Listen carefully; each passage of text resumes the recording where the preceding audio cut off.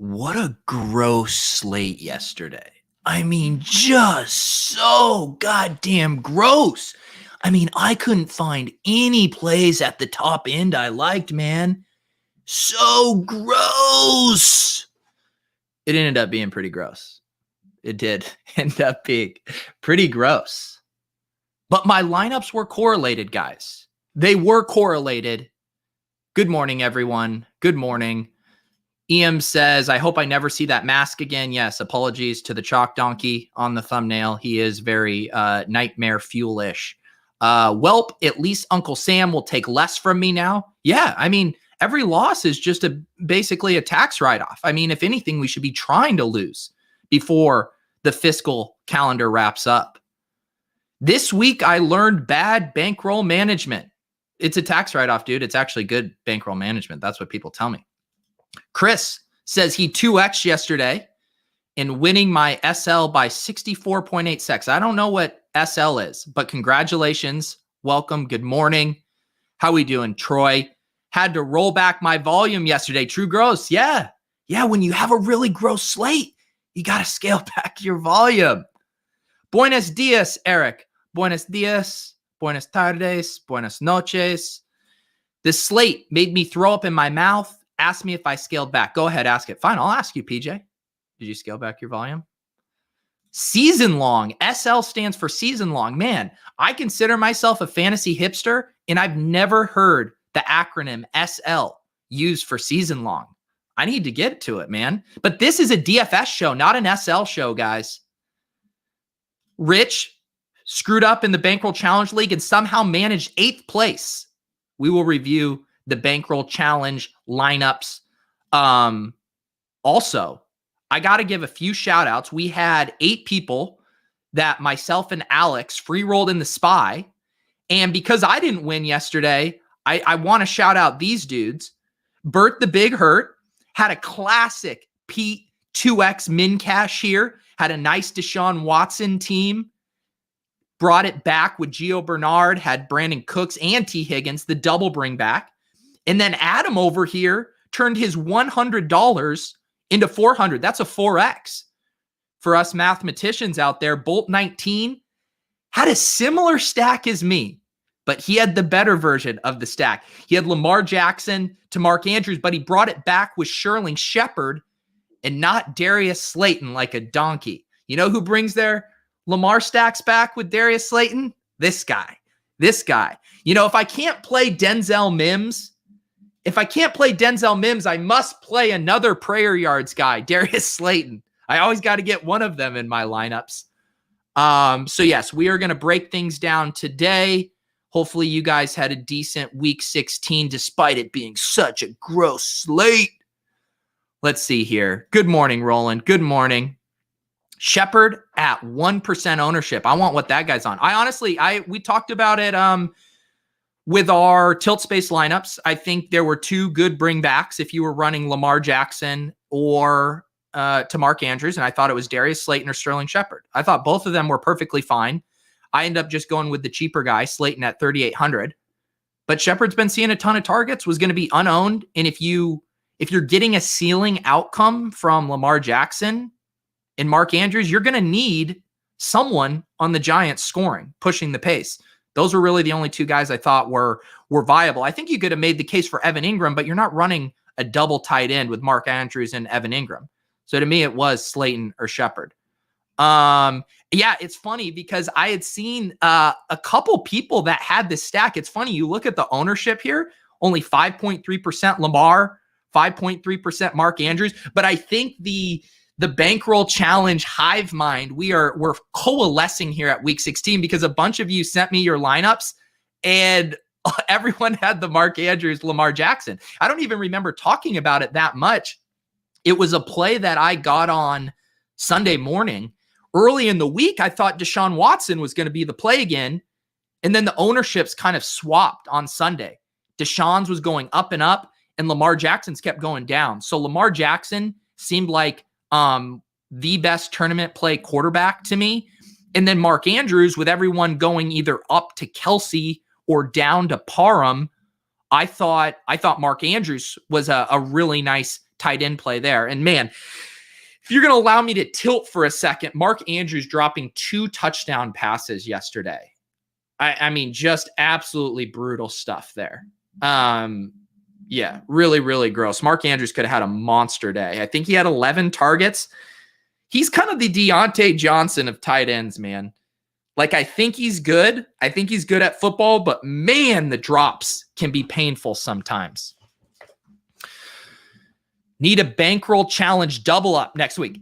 Hey, that's not, you might be joking, but I'm becoming a cash game grinder this week. I am becoming a cash game grinder for week 17. I'm going to have more details about it either later today or tomorrow. I will be playing head-to-heads. I will be playing double-ups. I will be going on the Gillcast in week 17. I will be doing a show with Derek Carty.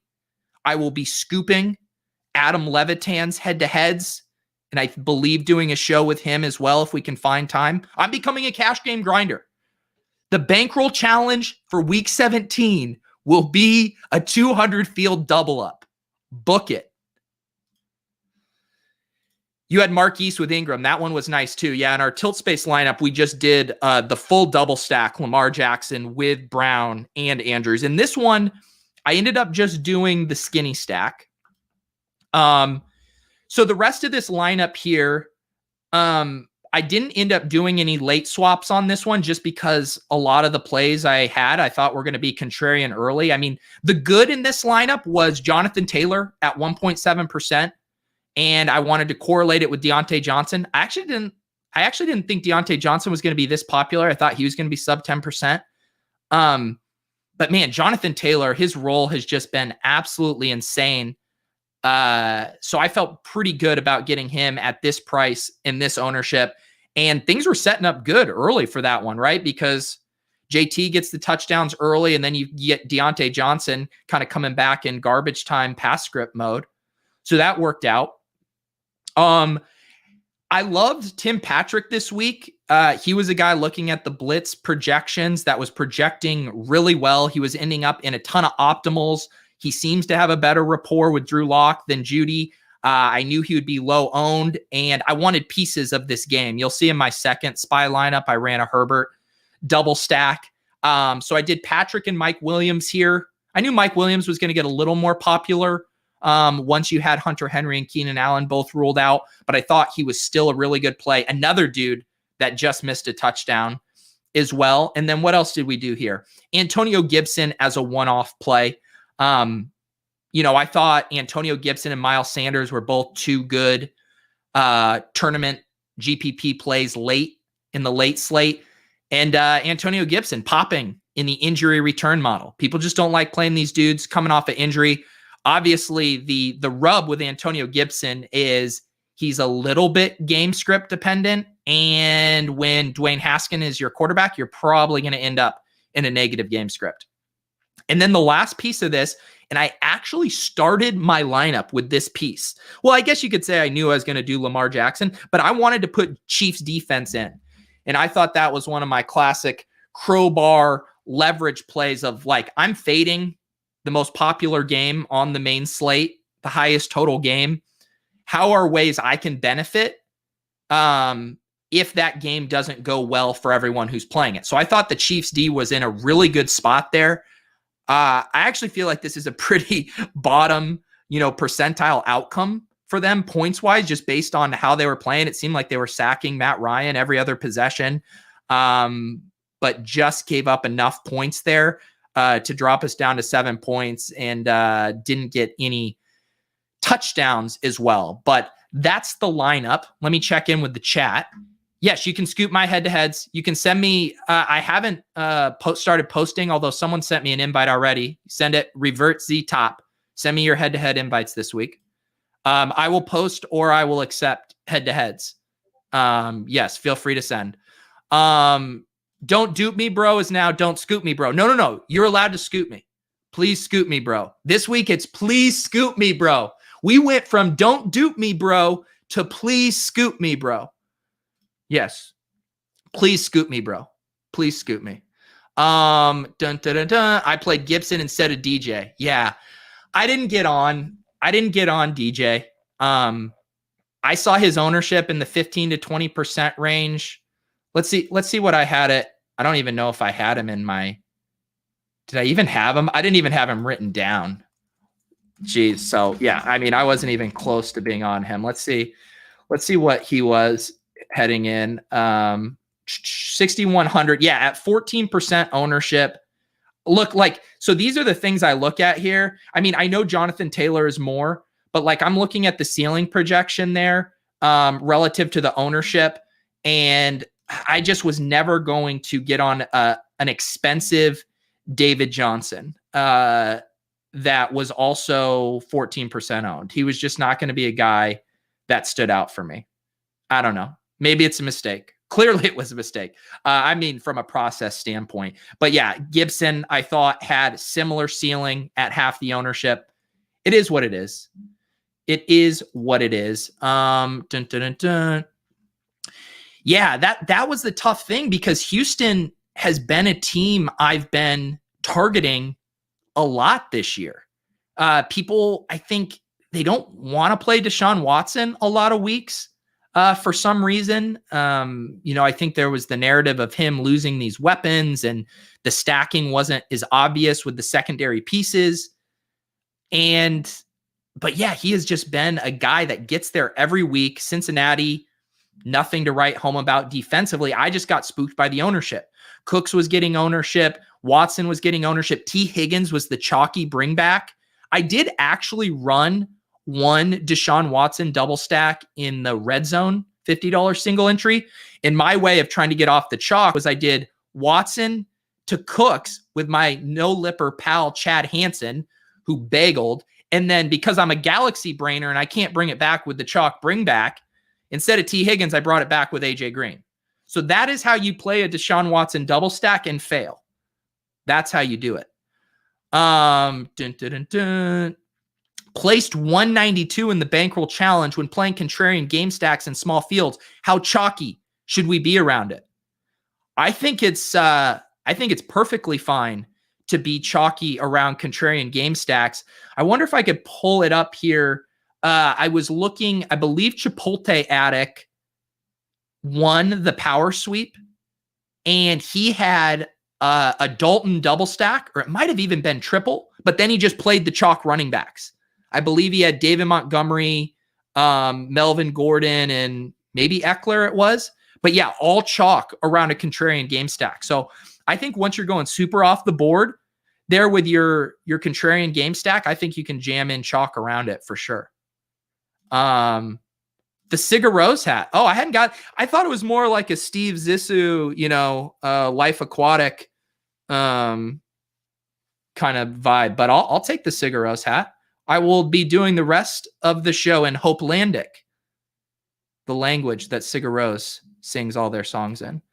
AJ Green, I know. I can't believe I played an old, but I did it in my $50 red zone, so I wouldn't have to talk about it on this show, and yet I still am talking about it on this show.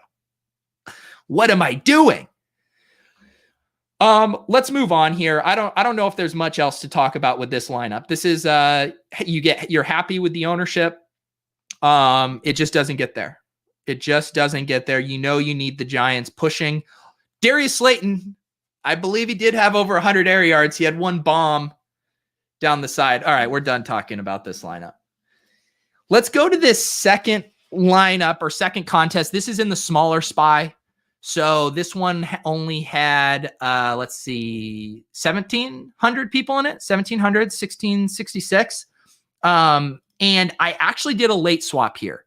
So initially in this lineup, I had a game stack because I really liked the Chargers-Denver game. And I wasn't going to run the full game stack in the bigger SPY. I mean, this one with 5,555 people, it's just tougher for a game, I think, to take down a tournament this big. But in this size, I thought it was viable. And so my original lineup here, I have it in my CSV. It was Justin Herbert. It did have Montgomery and Taylor, but then it had Tim Patrick, Noah Fant, Mike Williams, and Austin Eckler. So Herbert with 2 Chargers and then 2 Broncos. Even though I had solid performances from Taylor and Montgomery, I knew I was buried with this Texans D at -4. And so if the Texans D would have gone off, I think I would have probably let it ride. But I thought that I needed more ceiling from the rest of the lineup. So the pivots I ended up making was going to a more classic double stack without Eckler, knowing he was going to be the most popular Charger. So I got onto Parham, and then I just got rid of the Denver side and just tried to go individual ceiling at all these other spots. So Robert Woods in that game, Miles Sanders in that game, and no Denver bring back. So that was just one of those things where I didn't feel strong enough about this lineup being able to get there with so many guys from the same team. Made some pivots. And, I think you could say maybe the pivot to Parham was bad just because I should have known he was going to be popular. Maybe I keep Fant there and do something else with these. I was honestly messing with the late swap combos on this one for longer than I normally do. Probably like 30 minutes of tinkering and just trying to get something that I thought made sense and gave myself a chance to overcome this -4 from the Texans. I mean, are you kidding me? -4? What kind of pile of shit is that? Let's see here. I got 9th in the 10K slant with both Hunt and Chubb. Wow. Nice job. That is awesome. Very nice. Let's see. The JT play was super sharp after Gio ran so hard on the Steelers. Thanks, man. Yeah, I feel good about that play. We've seen so many of these rookies where their roles have just fully changed now than they were earlier in the season. I don't believe Jordan Wilkins played a snap yesterday, which was the same as last week. And with a guy like Jonathan Taylor, who's going to get the goal line work, and now we're down to a 2-man backfield, right? It was when it was a 3-man backfield that it was an absolute disaster from a DFS perspective, but felt pretty good about him and how much work he was getting. I think the issue here is he didn't catch any passes.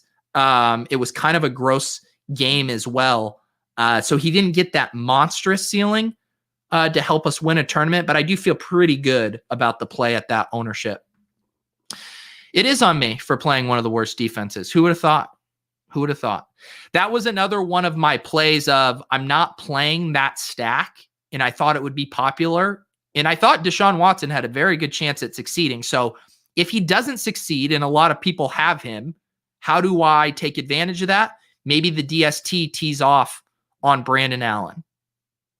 I feel like that's fairly logical. I don't have my hand in the dirt on these defenses. I mean, isn't there a Watt on the Texans defense? Isn't he supposed to be good? Yeah, man, we had a Cole Kmet team on one of our tilt space teams, and Jimmy Graham, man, I didn't play the right olds. I played AJ Green, but I didn't play Jimmy Graham. I didn't play Deshaun Jackson. 1 target, take it to the house. Yeah, all right. I'm now starting to take a beating for my Texans defensive play. Like I said, it was the same concept as my Chiefs defensive play. If I'm not playing those skill position players that I like, and a lot of the field has them, can I try to leverage it somehow? Thank you, Eric Belair, my fellow Houston D partner in crime. We got Alex. Alex, if you guys didn't see the show on Friday, or was it Saturday? Saturday. Alex hopped on with me and Sammy Reed. It was great to hear about his thought process.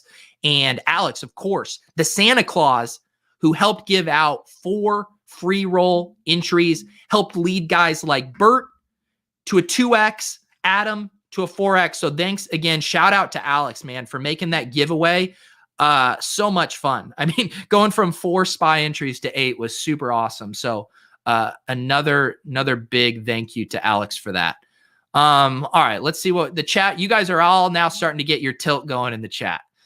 You know, it takes a little bit for us to rev up.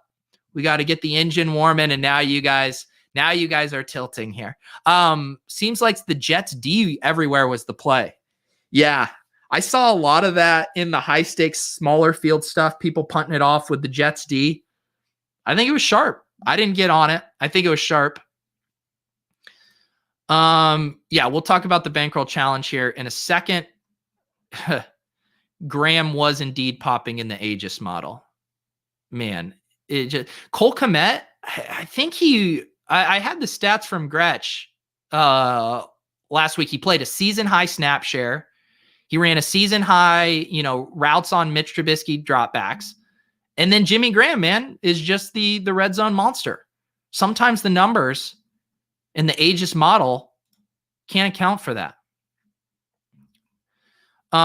Let's see here. The early week drunk Watson stack would have been a good start. Yeah, I said I had a tweet yesterday that's basically all my best lineups were in the Millie Maker that I had built on shows like our Swolecast lineup, the lineup we built on the Splash Play drunk live hang. Those were the nuts, man. I think I made 6 Millie Maker lineups, and like 3 of them were from shows, and 2 of those cashed in the Millie Maker.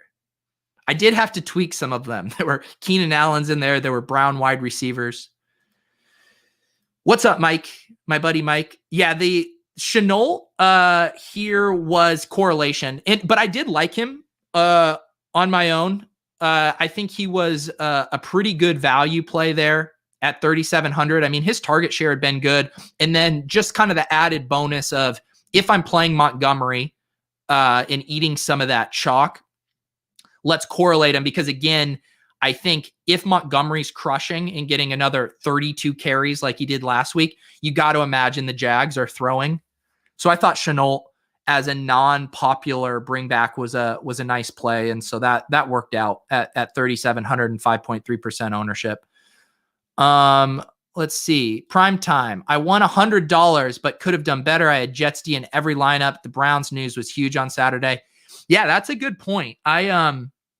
I was reacting to the Browns news for the skill position players, but I didn't necessarily factor it in as that impacted the Jets D. I think that was very sharp. I didn't even see this play. They did a jet sweep to Kmet. Man, I'm glad I didn't see that. I probably would have been. Was that like before one of the Graham touchdowns? Oh boy. Have you narrowed down your process? In the beginning of the year, you mentioned being all over the place Sunday morning. Has meditation helped you focus? So about narrowing down process, I do feel a lot more dialed in on my process on the whole. I think I'm still building 1 or 2 more lineups than I should be. Like when I look at my sheet here, I ended up writing down these stacks that I wanted to use. Lamar, Herbert, Watson, Hurts. I do think, one guy I respect a lot, and he was on the Bankroll Challenge show earlier this year, Eric Beimfor at Roto Grinders. And I know he makes one team. I know Andrew Wiggins over at ETR, he makes one team that he had in the Thunderdome and the 1500 Game Changer. I'm torn because I do think, focusing on, 4 different lineups is harder. And I think I just find myself getting a little more loosey-goosey or more like, well, this is just a 3rd lineup. I guess I can do this here. As opposed to kind of really, dare I say, planting my flag or having some conviction on building one single lineup.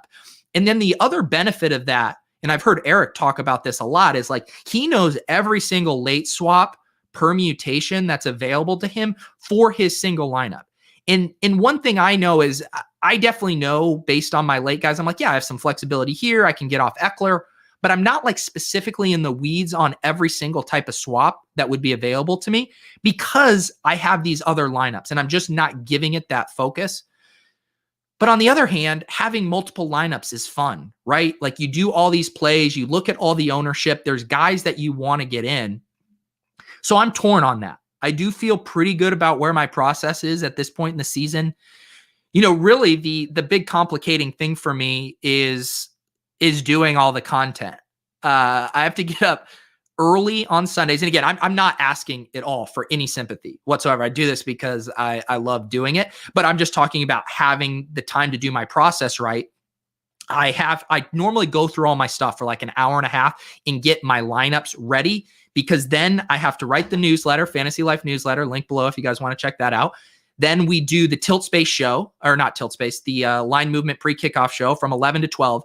Then I wrap up the newsletter. Then we hop on a call with Joe and Leone and I from like 12 to 12:30 and build our Tilt Space lineups. And then I have about 30 more minutes, make sure my season-long teams are fine. There's no other start sit stuff I need to get rearranged, and then do one more last sweep at my lineups. So it's just, I am frazzled. I am a little, too overextended, I think, to be playing 4 lineups in what for me are mid stakes, high stakes contests. So yeah, I think it's something I want to think about. I having a hard time juggling that idea of like, what's the most fun thing to do? Build lots of lineups. And what's the most positive EV thing to do to not be overextended? And that's kind of sums up everything I do, right? Like part of this stuff, we want to have fun. We want to be entertaining. We don't want to be dry, but we also want to be good at DFS. So I'm constantly juggling those two things. And it's something I'm going to think about more.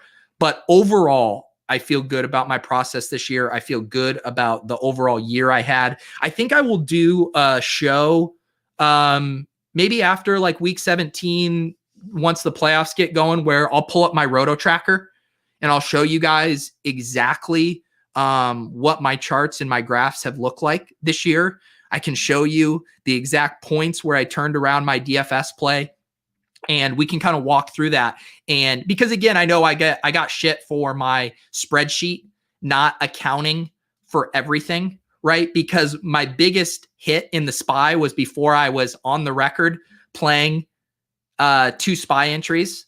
And I wanted to stay true to what I had put on the record. But I want to go through and show you guys my exact chart, because there are the other single entries and stuff I play. And I think that'll give us a better idea of what a realistic ROI, a realistic season looks like for, let's say, a mid-stakes single entry tournament player. All right, I'm way behind on the chat because I just went on a long rant here. Let's see. Yep, I agree here. Once I pass 3 to 5 lineups, I'm just clicking buttons. Yeah, and the one thing I'll say about yesterday is I did feel pretty good about my core. I played Jonathan Taylor in a lot of spots. I felt dialed into what I was trying to do. Did it work? No, but I didn't necessarily feel like the total plastic bag floating in the wind. Aaron says his process is always solid up until the point where the slate gets flipped on its head.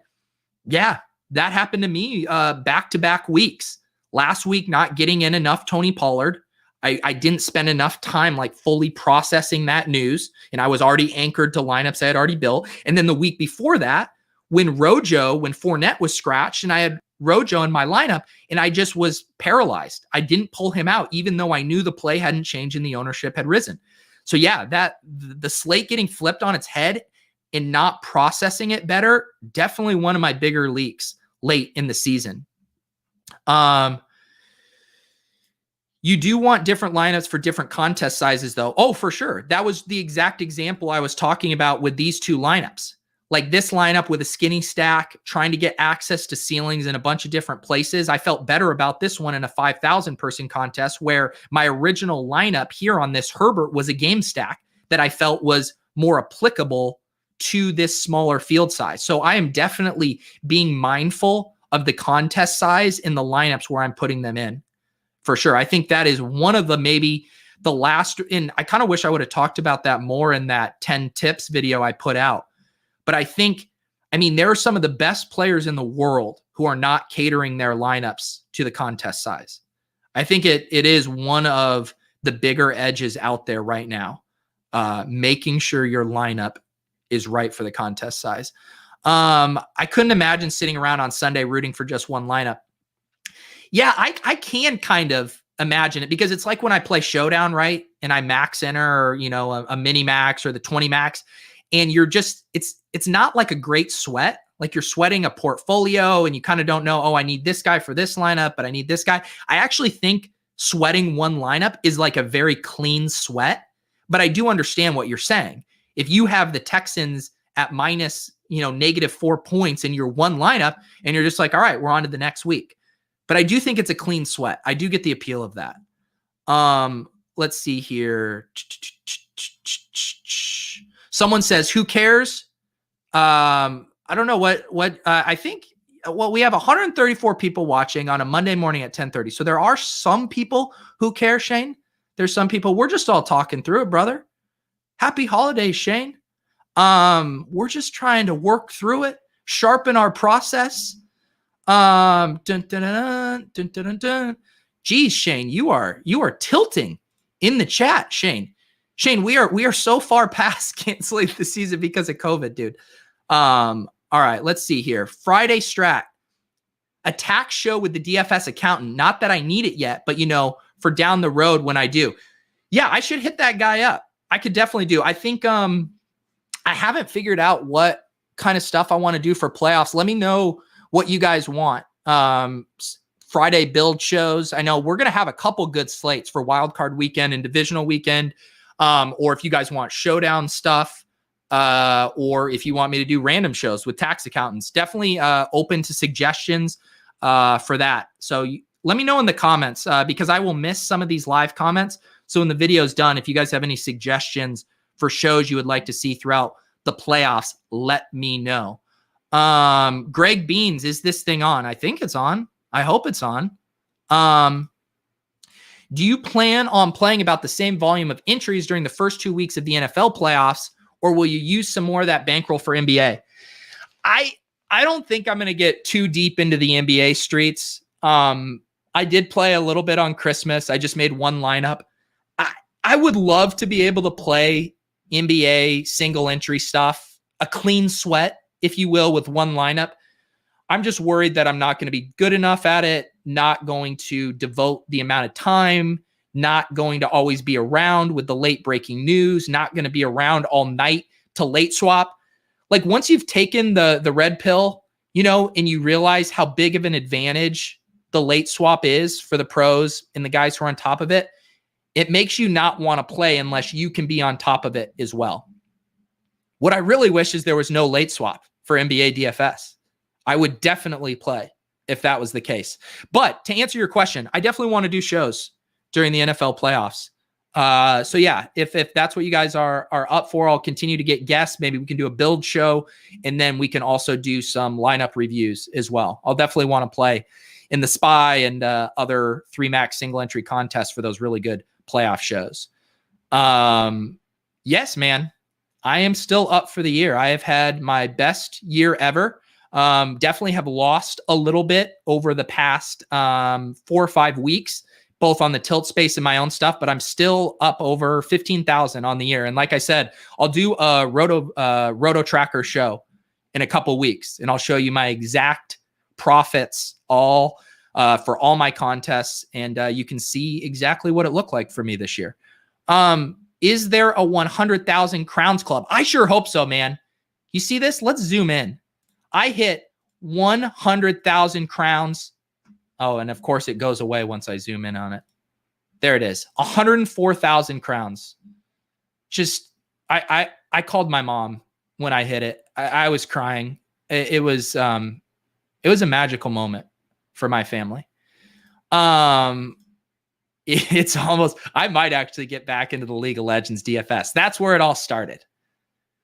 Maybe Brian and I on LOLz, we'll get back to our roots, start talking some League of Legends. Yes, I am very excited for best ball season again. I ended up, I'm still live, I think, in the Underdog. Look, this is now turning into an SL podcast. Why not? Whatever, we'll pull it up. I took the day off from work. I mean, what else are we going to do? So this was the best ball championship here. Currently, I am in. Soccer Dave is in 7th. And I am in. Where am I? Oh, here I am. I'm in 11th. And I still have digs going tonight. So, I mean, this payout structure is definitely super heavy up here. Let me zoom in a little bit. 20,000 up top, 10,000 a second. Third, I don't think I can really crack this top 3 or 4 where all the money is. But, finishing 11th here, and I'll probably pop up 3 or 4 spots in the best ball championship. Good year.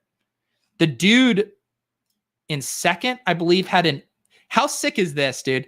He has a Derrick Henry team, and it's AJ Dillon who scores for him. Gotta love best ball.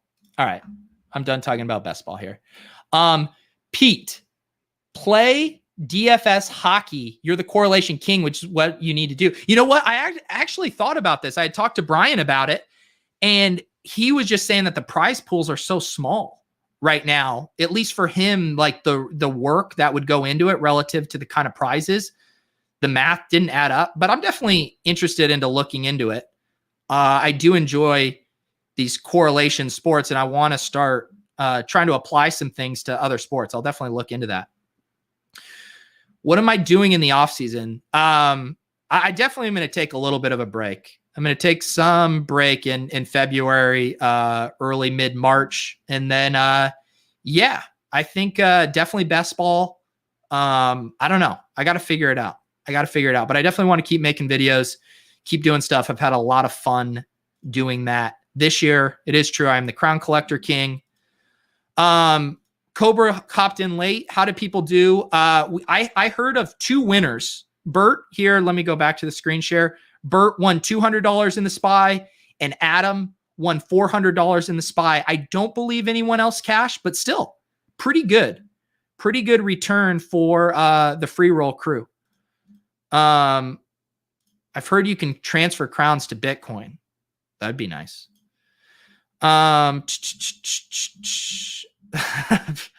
Pete, are you up for this year? Pete's DK balance. Yeah, man. Last year it was a steady stream of depositing. The Deposit King was not a bit for me last year. I should post my credit card statements of just 200 Draftkings deposit, 500 Draftkings deposit, 300 Draftkings deposit. This year I did not have to deposit, so that was nice. Yes, send me head-to-heads, bro. Send me head-to-heads. It is cash game. Here, this is what I'm going to do. I'm going to create a banner right now.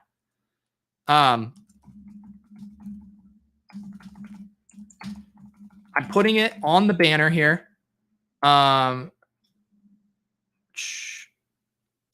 There it is. There's the info. Please scoop me, bro. Although I haven't posted, but you can send me invites. Revert Z top. Breaking news. Please scoop me, bros. I know. I am going to get arrested for talking about my best ball streams or my best ball teams. But look, guys, when NFL DFS is over, the moratorium's getting lifted. It's going to be all we have to talk about. Shots on goal for NHL DFS. I like that. What's your off-season LGPA process? Jason, I'm still working on that. I find myself a little scattered at lock for LGPA, but I need to get it dialed in. And we will have the LGPA Bankroll Builder Show this off-season. Yes, we can. I forgot. Thank you, Campbell. As always, if you want me to look at your team, let me know. I will pull up your team in the Bankroll Challenge. Let's see who took this down. Unda Kuva takes it down with a Mitch Trubisky to Allen Robinson and Cole Kmet. No bring back. Couldn't even bring it back with my guy LaVisca. What are you doing, man? Then David Johnson, Gio Bernard, Jamison Crowder, Deontay Johnson, Travis Kelce. Not a lot of correlation here, Unda. I am going to actually request that you send the $270 back. Not enough correlation for my liking. This lineup is invalidated. We will take it to the Supreme Courts. Unless your lineup is fully correlated, you are not allowed to win the Pete's Bankroll Challenge League. I really regret to inform you, we're going to actually have to give all the money to second place, who did have a more correlated team. I'm just kidding. This is a good lineup here. I mean, Johnson and Bernard in the same game. That's correlated. I guess the only pieces you have, one off Deontay Johnson, one off Jamison Crowder, one off Kelsey with the Chiefs D. I do think the Crowder play at 4,500 was a sick play. I think that was a really nice play there. Just a good lineup. Just a good lineup. Third place here, needed Goddard big time. Let's check out Aldo here. Aldo. Deshaun Watson to Brandon Cooks. Brings it back with AJ Green. And David Johnson. So that was the nut right there, right? It was Watson with Johnson and Cooks. Galaxy brained off of T. Higgins to AJ Green, but I like that play. You didn't want to get too chalky here. Then you play Montgomery and Shenault. What a beautiful mini correlation that was. You play a one-off Goddard and a one-off Tyreek Hill. Yeah, I don't mind this lineup at all. I mean, when you go with, we had so much value that you could afford, a one-off high-price piece like a Tyreek Hill or Calvin Ridley. So I don't mind that at all. And then you get Panthers D. That was another defense that sharp people were on that I didn't land on. But of course you start a defense against Dwayne Haskins. I mean, how did I not think of that? Yes, no, I know. Roland, I'm kidding. Of course, you can do whatever you want. That doesn't mean that I won't shame you for not bringing it back. I mean, some of us have principles. Some of us will bring it back with Darius Slayton, even if Darius Slayton sucks. That's what this is all about. Check mine, bro. 8th place, Rich Wheezy, 757. I'm still confused on how I finished 8th, not complaining, just wondering what I could have done better. Let's see what he did. Jalen Hurts. Naked. I think that's fine. Ooh, look at this. Cam Sims. I thought he was a good pump play. You got him at low ownership. You bring it back with Amari.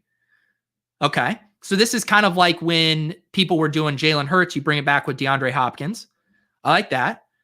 Double tight end. I think that's completely fine when Travis Kelce is a glorified wide receiver. So you're playing Hooper at tight end and you're flexing Travis Kelce. Semantics. T. Higgins. I mean, I will say the one thing here. T. Higgins correlated with Deontay Johnson, Eckler. I mean, I think this is a solid lineup for a 200 person field. I don't really see any glaring structural mistakes. I think this is fine. I think it's fine. I mean, one thing you could have done.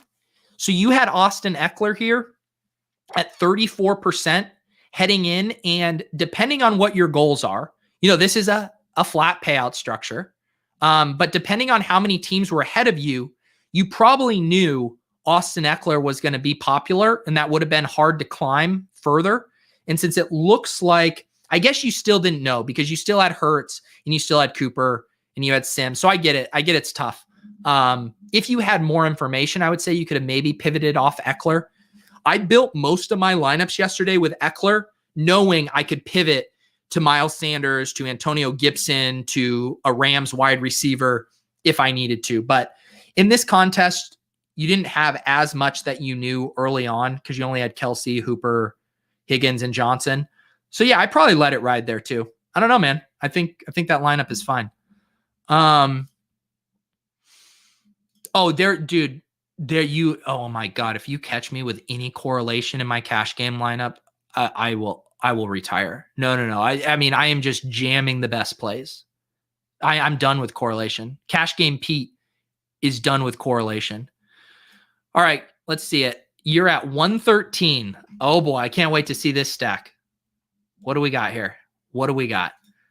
Okay. See, this is, oh, wow. Herbert, Eckler, Mike Williams, Guyton, Fant, and Hamler. See, I love this for this field size. I think maybe a little gal brain, not just doing Judy or Patrick. But the idea of just going all in on this game in a 200 person field, knowing if that game hits, you have a very good chance of finishing top 10. And then if your other kind of random pieces, Chubb and Kelsey, do solid, you can win. So this is the exact kind of lineup I don't think Clay would ever run in, a tournament that was bigger than 200, 300 man field, but perfectly viable in this contest. That game just flops a little bit. Drew Lock couldn't get us there. 10th place, Rager and Henderson killed me. Let's see what we got here. Another Hurts to Rager. And who do you bring it back with Gallup? Yeah, man, the Gallup bring back is nice. The Rager one is tough, man. He's still like last week, Alshon Jeffrey ran more routes and played more snaps than him. 4,600, you got Deshaun Jackson coming back. I still am a believer, hand in the dirt believer on Jalen Rager's talent, but yeah, it's tough. I think that was a little pricey for him. But at least you did get off Goddard, who didn't get there. I don't mind that play at that ownership. It's a little bit tough of a price tag to swallow. And Henderson, I thought he was a good play too. I think he was lower owned in a lot of the bigger stuff, but of course the Bankroll Challenge a little on the sharper side, 15.5%. They just got in a negative game script. I mean, I played some of those minis like Henderson and Metcalf, and you need the game script to go the other way. You need it to go like the Montgomery LaVisca game script, where Henderson and the Rams are leading, and then the Seahawks are cooking in comeback mode. You don't get that game script, it fails. It's all good. It's all good. Let's see here. Wow. We can look at Mike's team came in 191st. If you're not first, you're last. Mike, Herbert, Guyton, Parham. Bring it back with Tim Patrick, Gibson, Hunt, Metcalf. There's the Metcalf one-off. Yep, this looked similar to my team's. Wow, got in Metcalf and Hill. Nice. Saved all that money with Parham, Guyton, Patrick. Yeah, I mean, that's a team that has a ton of upside at that ownership if those pieces hit. Where do you cash your correlation bucks? Yeah, you just head to the counter. You give them your social security number, all your printout of all your correlated lineups, and they will give you your prize. Let's see here, guys. Man, I completely overlooked Gallup in this situation. That one's tough. I thought all the Cowboys wide receivers look like pretty solid plays. And then in general, I think just playing the cheapest one makes a lot of sense. It was kind of the same thing that happened to me with Slayton and Shepard. And sometimes it's one and sometimes it's the other. I don't think there's anything that would allow us to know that, it's going to be, Gallup that has the monstrous game versus Amari Cooper, blah, blah, blah. But I think as long as you're being price and ownership sensitive, you're probably making a good decision on those kind of coin flip situations among skill position players on the same team. Man, I forgot to run my update. My model, I didn't get the push through with the Djax news. Man, what a baller. Thank you, R. Einstein. I cashed in your heart. I appreciate that. All right, Eric, we will look at Eric's and then we will wrap this up. 163rd. Let's see Eric's correlation. Eric, I swear to God, if I pull this up and this lineup isn't the most beautifully correlated thing I've ever seen in my life. Matt Ryan, Calvin Ridley, Russell Gage, Mecole Hardman, Travis Kelce. Look at that correlation. Ooh, Nyheim Hines, Eric Belair with a little gal brain in him. I love it. J.K. Dobbins, Mike Williams. You know what, Eric? I love the main block correlation. I would love to see a little secondary correlation here. I would love to see it. I'll let you keep your correlation card, though. I'll allow it. Go over who is still playing for playoff seeding next week. What do you think I am? I have no idea. I have no idea. You guys think I'm, Steve Kornacki or whatever with the big board over here? And so we have here, if the Eagles are able to win and then the Cowboys are able to tie, then there are scenarios where all three teams would make it into the playoffs. Ryan, what do you make me for? Yeah, exactly. No secondary correlation here. All right, guys, we are going to wrap this up. I appreciate you guys coming and hanging on a Monday morning. As I said, I will still be figuring out my schedule for the playoffs, but it's cash game week, guys. Please scoop me, bros. Please send me heads to heads. Revert Z top on DK. I will accept your head-to-head challenges this week. I am going to put out a video about cash game week, but things to look forward to. Cash games. When we talk about it on the Swolecast this week, you do need to play it in cash because I will be playing it in cash. Going to do a show with Cardi. I'm going to challenge Adam Levitan. Hopefully do a show with him. Okay, I'm going to go on the Gilcast. Week 17 is cash game week, and I am going to dominate it. I'm going to grind out a 53% ROI, and I'm going to feel great about it. If you guys haven't subscribed to the channel, you probably won't anymore, right? Because I'm not giving out free shit anymore. You're right. How can I ask someone to subscribe to the channel if I'm not giving away something? So yeah, I guess you don't have to subscribe. You can subscribe to RotoGrinder's channel though. Please subscribe to RotoGrinder's channel. Please join us in the Discord. I have the link below. Deposit Kingdom Discord. Lots of good stuff going on in there. And yeah, we will be back. Actually tonight, I think we're going to do a Showdown Cram on Holka's channel. So if you guys want to join us at 7:30 p.m. Eastern to talk some Showdown plays, I had like 30% exposure to Jeff Swaim last night. So yeah, I always know the nuts. And we'll be talking about it on Joe's channel. And I believe that is it, guys. Appreciate you. We'll see you next time. Peace.